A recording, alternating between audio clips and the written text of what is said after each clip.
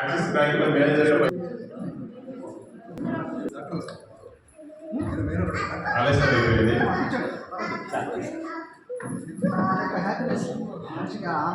Srirama Santosh Joshua గురించి ఒక 2 నిమిషాలు.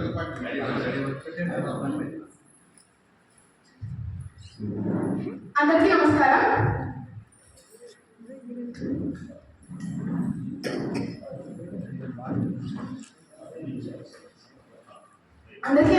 నా పేరు కే శ్రీరామ సంతోష్.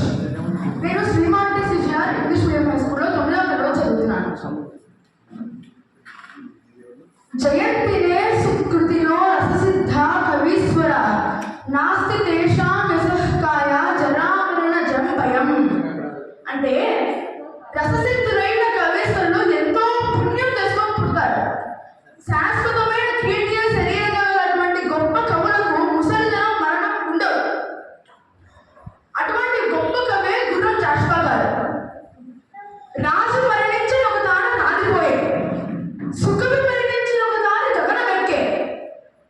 రాజు జీవించు రాజు శాసనములందు, సుకవి జీవించు ప్రజల నాలుకలందు అన్నారు. అలా అన్నట్టు అలా ప్రజల నాలుగు మీద ఎల్లప్పుడూ విహరించే పద్యాలు రచించిన గొప్ప కవి గుర్రం జాషువా గారు. తిరుపతి వెంకట గౌడితోనే గంటు పెట్టెలో తొలగించుకున్న ఘనత ఆయనది. అసలు నాకు తెలుగు భాషలో ఎక్కువగా ఏ కవి అంటే ఇష్టం అంటే అందరూ ఇష్టమే, కానీ జాషువా గారు అంటే చాలా ఇష్టం. ఎందుకంటే నా లెవెల్కి అంటే నా స్థాయి పిల్లలందరికీ కూడా అర్థమయ్యే విధంగా చిన్న చిన్న అలతేట తెలుగు పదాలతో రాస్తారు ఆయన పద్యాలు. ఏ సందర్భమైనా సరే ఆయన దృష్టిని ఆకర్షించి పద్యం రాసిస్తారు. వలెంటినా తెలుసుకోవా అనే ఆమె అంతరిక్షయానం చేసుకొచ్చినప్పుడు ఇలా ఆమె మెచ్చుకున్నారు. గగనేంద్రుని శరీరమున నగన్య నక్షత్ర వజ్ర హారములొదిగి నప్రగమన గానము చేయి వలంటినా అని మెచ్చుకున్నారు గుర్రం జాషువా గారు. అలాగే మన ప్రపంచంలోనే మొట్టమొదటి రాకెట్లో ప్రయాణం చేసిన మొట్టమొదటి ప్రాణి లైకా అనే కుక్క. దాని మరణ వార్త విని జాషువా ఇలా కన్నీరు కార్చారు. ఆకాశపు బాటసారి లైకా నీ మరణము ఎలంకృతి రష్యా రాకెట్ సృష్టి చరితకు ఇవే నీకు మా వేడి కంటి నీటి నివాళులు అర్పించారు. జాషువా గారు విశ్వమానవుడిని అని చెప్పుకున్నాడు. ఆయన విశ్వమానవుడు మాత్రమే కాదు, విశ్వ ప్రేమికుడు కూడా. ఎందుకంటే ఆయన ప్రేమకు మనుషులే కాదు, పశువులు పశువులు పక్షులు పురుగులు కూడా నోచుకున్నాయి. గిసినాడు అనే ఒక పక్షి ఉంది. ఆ పక్షి అన్ని చెట్ల మీద గూడు కడుతూ ఉంటుంది, చాలా అందంగా ఉంటుంది. గిసినాడు గూడు అని సాగుతుంది కదా, అది దాని వల్లనే వచ్చింది. ఒకసారి గుర్రం జాషువా గిసినాడు గూడిని చూసి ఆశ్చర్యపోయి ఇలా పద్యం చెప్పాడు. ఒక పద్యం చెప్తారు. అసలు అంటే ఆ పద్యం ఎట్లా చాలా బాగుంటుంది.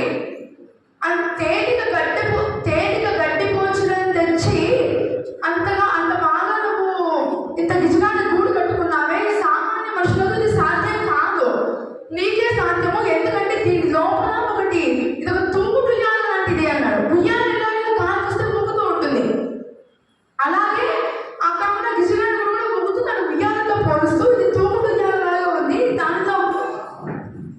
దానిలో జాగరణ అందులో చెయ్యను అంటే చాలా అద్భుతంగా ఉంటుంది ఆ పద్యము. అలా గిజనాడు గూడు, అలాగే సాలెపురుగు అంటే స్పైడర్ గురించి, దాని గూడు గురించి కూడా చెప్పారు. నూనె తయారు చేసే మరం నీలో ఉందా? నీలో అలాంటి యంత్రం ఏమీ లేదు, కానీ నీ దగ్గర ఒక రాత్రం కూడా లేదు పట్టు తయారు చేయడానికి. ఇవేమీ లేకపోయినా ఈశ్వర లీల నీ కడుపులోనే ఉంది, కాబట్టి నువ్వు ఇంత బాగా గూడుని చేస్తున్నావు. కానీ ఓ సాలీడా, నేను మోసగాడవని విశ్వం వెళ్ళి ఘోషించడవు అని అద్భుతంగా ఉంటుంది. అలా సహాయం గురించి ఎన్నెన్నో అద్భుతమైన పద్యాలు, ఎన్నో ఖండకావ్యాలు చాలా బాగా రచించారు ఆయన. అప్పుడు గుర్రం జాషువా కాలంలో అంతా కులమత విద్వేషాలు ఎక్కువగా ఉండేవి. ఒకసారి ఏమైందంటే గుర్రం జాషువా దగ్గరికి ఒక ఆయన వచ్చి దాని మీద ఎంతో అద్భుతంగా వర్ణించారు ఆ సంఘటన. నా కవిత వధువుటి వదనం నెగాదిగా చూసి అని చాలా బాగుంటుంది అది. ఆయన దగ్గరికి వచ్చి ఆ కవితలన్నీ విని చాలా బాగున్నాయి, భలేగా ఉన్నాయి అని దాని రూపురేఖలు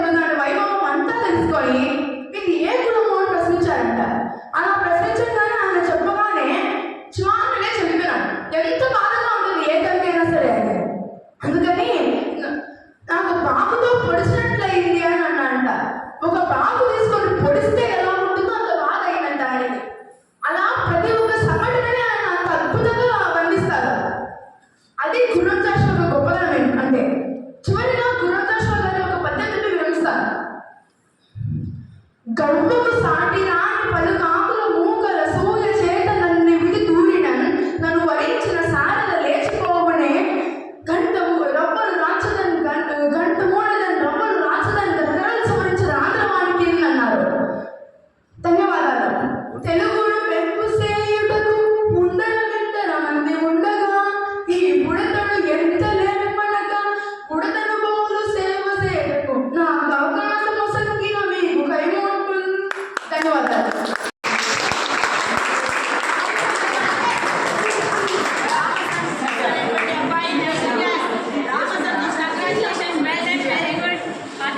సరే ఈ పిల్లోడు సంతోషమా? సిసిఎస్లో చదువుతున్నాడు. చూడండి ఇక్కడ మీరు గమనించాల్సింది ఏంటంటే ఈ పిల్లవాడికి స్టేజ్ ఫియర్ లేదు. చూడండి మీరు ఎంత బాగా చెప్పారంటే డబ్బులు కూడా బాగున్నట్టుంది. రాబోయే కార్యక్రమంలో మీరు తయారు కావాలి. కార్యక్రమాలు చూసేది నేను అదే దాని కావాలా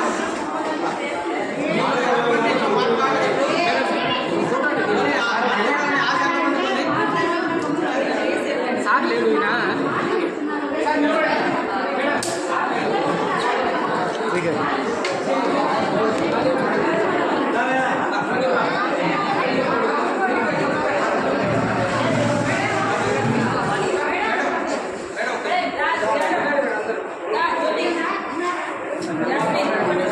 जशवंत हे राम